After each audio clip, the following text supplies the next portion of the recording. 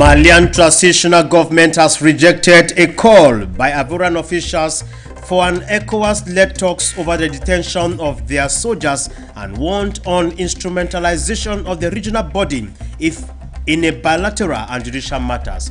Plus, the International Monetary Fund has called on government in sub-Saharan Africa to be cautious about macroeconomic reforms as famine spreads in a region badly affected by the aftermath of COVID-19 and the war in Ukraine.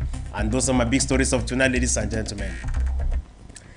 Hi there, everyone. Thanks for joining us. I am Teke Wana, welcoming you all on today's 6 p.m. Prime newscast on For You Television. We begin throwing our news tentacles from Angola, where Angolan President João Lourenço has been officially inaugurated into office for the second time in Luanda during a heavily militarized ceremony whose elections results were disputed by the opposition. Njix Nabise tells us more.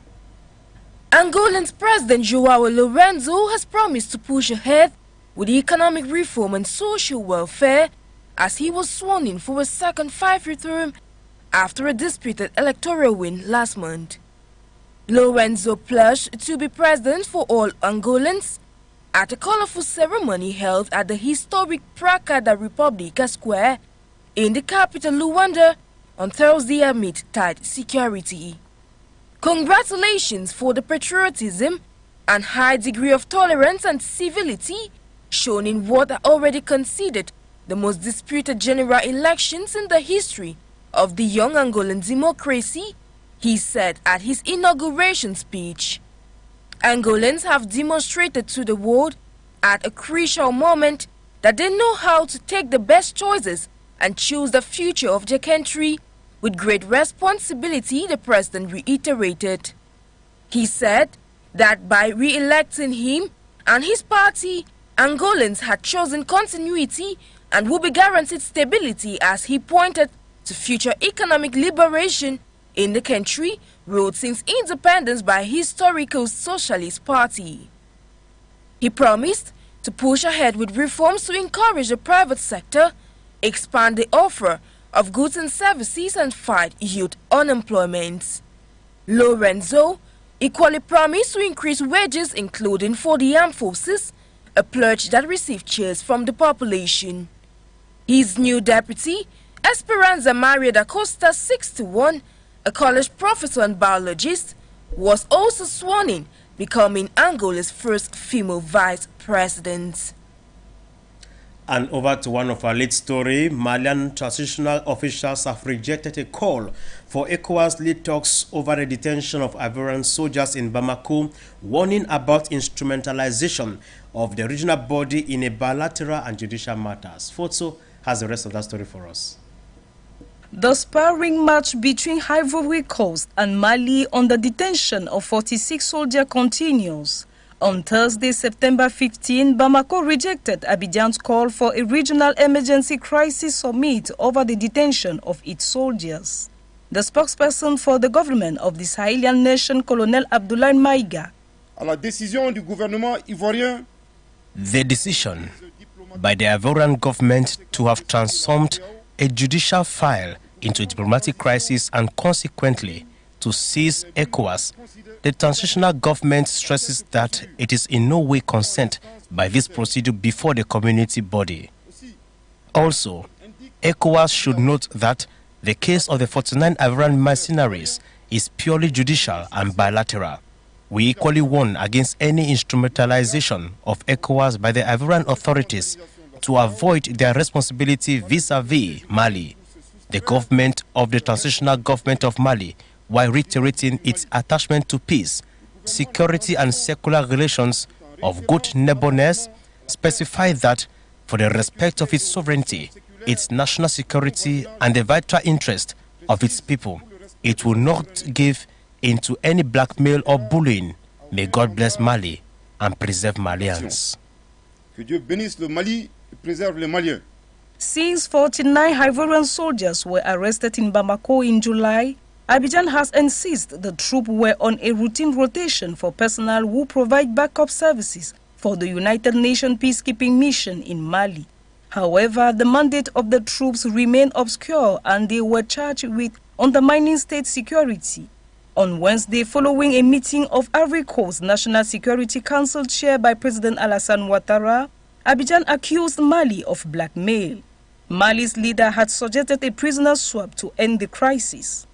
According to a source close to the Ivorian presidency, the matter should be discussed next week during an extraordinary ECOWAS summit held on the sidelines of the United Nations General Assembly. However, it is unclear if Bamako will have representatives attend the meeting. Tunisia's government and the country's main labor union have struck a pay deal aimed at increasing the wages of civil servants in the country as part of issues which have been causing public riots since the start of this year. The details in this report. For several months now, there has been social tension in Tunisia marked by demonstrations because of a deep economic crisis as a result of the Russia-Ukraine crisis, so the officials say. But Tunisian pundits blamed the general riot to poor governance, which eroded since the beginning of 2022 amid rising prices of basic commodities, high unemployment rate, and a widespread of poverty. After all of this, the country's main labor union struck a pay deal on Thursday, September 15, with government officials, which includes a 5% annual hike to public sector wages until 2025. Despite the delicate economic and financial situation, the government was keen to open negotiations on wage increases and to consolidate trust with the social partners in order to achieve the common objective of establishing social peace and supporting civil servants. Nouradine Taboubi, leader of the trade union, stressed on the importance of peace. Our objective through this agreement is to establish social peace and to ease the tense social climate in view of the very difficult social situation and the deterioration of purchasing power. The Tunisian General Labour Union leader assured Tunisians that the first hike would take effect as from next month, with a rise in minimum wage as the government continues to negotiate with the International Monetary Fund over a $2 billion bailout in order to satisfy the need of all. The International Monetary Fund, IMF, has called on governments in sub-Saharan Africa to be cautious about macroeconomic reforms as famine spreads in a region badly affected by the aftermath of COVID-19 and the war in Ukraine. Ewane Epole tells us more. The International Monetary Fund, in a report, said that addressing the lack of resilience to climate change and the resulting chronic food insecurity would require careful prioritization of policies, given the existing financial and capacity constraints in the country. According to its estimates, at least 123 million people, or about 12% of the population of sub-Saharan Africa, may be actually food insecure, severely malnourished, or unable to meet their basic food needs. The policy response in many of the countries that are being mostly affected by these shocks has also been much delayed and unfortunately incomplete, raising uncertainty, deterring private investment, and stifling new sources of growth. However, some trade regulatory and market liberalization reforms are feasible despite the numerous challenges, as said by the IMF. I think we should guard against swinging from strong optimism of recent years about the region's economic prospects to the excess pessimism that seems to be seeping in. The full picture that we see is one of multi-speed growth, in which the regional aggregate number of 1.4% growth this year considerably masks the diversity that prevails across the region. The letter continued by saying that the recalibrated monetary policies could mitigate the impact on domestically produced goods and anchor inflation. Trade liberalization and import diversification could help stabilize regional food supply and prices, the fund also suggested. As a reminder, the International Monetary Fund has renewed its commitment to support African countries in need of technical assistance and financial support. A memorandum of understanding on a gas pipeline project linking Nigeria to Morocco, which will supply West Africa and Europe, was signed on Thursday, September 15 in Rabat. Of what importance is this project? Get the details in this report. The memorandum on the Nigeria-Morocco gas pipeline project, initiated by the leaders of the National Nigerian Petroleum Company Limited, the Moroccan Office of Hydrocarbons, and the mines, and a senior official of the Economic Community of West African States, ECOWAS, in charge of energy, speaks volume of the commitment of ECOWAS and all the countries involved in the contribution to the feasibility of this important project to the sub-region. The project, for which no timetable has been set, is being carried out in a geopolitical context marked by strong international demand for gas and oil, as well as a surge in prices following Russia's invasion of Ukraine.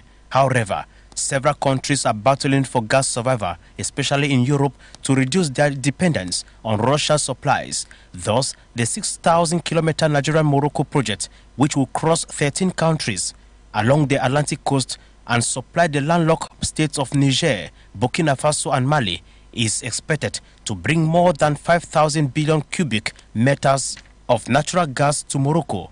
From them, it will be connected to the Maghreb-Europe gas pipeline and the European gas network. Nevertheless, the signing of the memorandum announced at the end of 2016 comes against the backdrop of heightened regional rivalry between Morocco and Algeria, Africa's largest exporter of natural gas and the world's 7th largest. The crisis between the two Maghreb heavyweights culminated the rupture of their diplomatic relations in August 2021 at the initiative in Algiers to materialize a competing mega project for a trans-Saharan gas pipeline whose completion is still pending. This new collaboration between Nigeria and Morocco on gas transportation is destined to beef up the economy of both nations and, above all, cement their diplomatic ties.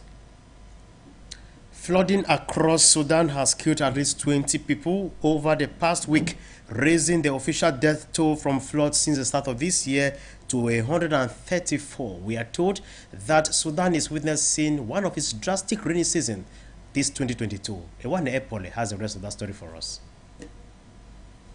Torrential downpours throughout August and early September have washed away roads, houses and vital infrastructure across the country of Sudan, cutting off supply lines to rural areas in need of humanitarian aid.